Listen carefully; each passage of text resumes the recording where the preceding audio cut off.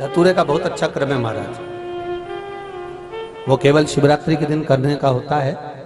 कहते हैं जिसका व्यापार ना चले, व्यवसाय ना चल रहा हो, बहुत ज्यादा कष्ट में जीवन निकल रहा हो और बहुत ही ज्यादा तकलीफ हो रही हो, तो धतूरे को हल्दी में डुबोकर शंकर भगवान को शिवरात्रि के दिन रात को 12 बजे समर्पित करें।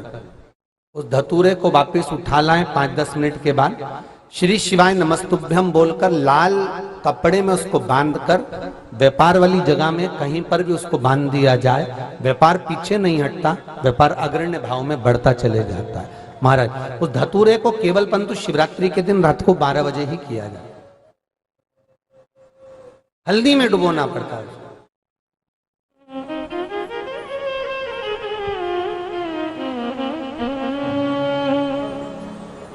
यही प्रमाण एक क्रम में और है महाराज जी। लिंग पुराण कहती है, मान लो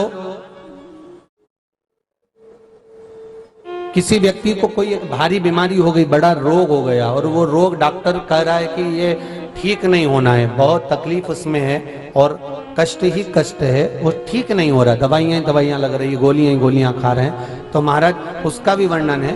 7 धतूरे, कितने धतूरे लेना है? 7 धतूरे। कोई सी भी शिवरात्रि से मतलब महीने में एक बार शिवरात्रि आती है, प्रत्येक महीने आती है। किसी भी शिवरात्रि के दिन 7 धतूरे लेकर, एक धतूरे में मौली लच्छा नाड़ा लपेटकर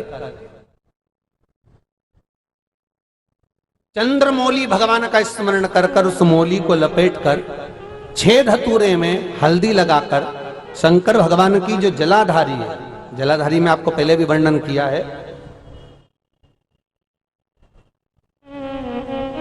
शंकर भगवान का ये शिवलिंग है, ये जलाधारी है, ये भगवान का जल निकलने का स्रोत, चरणारविंद का भाव।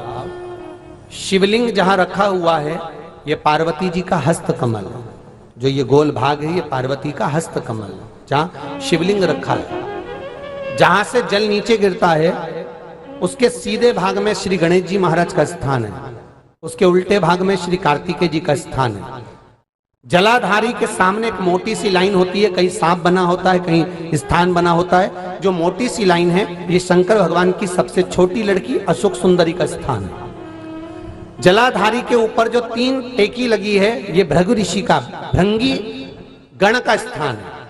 इसके ऊपर जो कलश है, कलश में जो पानी भरा जाता है, वो पानी जो बूंद बूंद नीचे गिरता है, ये शंकर भगवान की 5 लड़कियों का स्थान है। जया, विषहरा, सामरीबारी, दोतली और देव, ये 5 लड़कियों का स्थान है। शंकर भगवान का संपूर्ण परिवार शिवलिंग के सामने से, जहां से जल चालू होता है गिरने के लिए नीचे की ओर जब जल जाता है, उस स्थान पर भगवान शंकर के सारे गणों का स्थान है।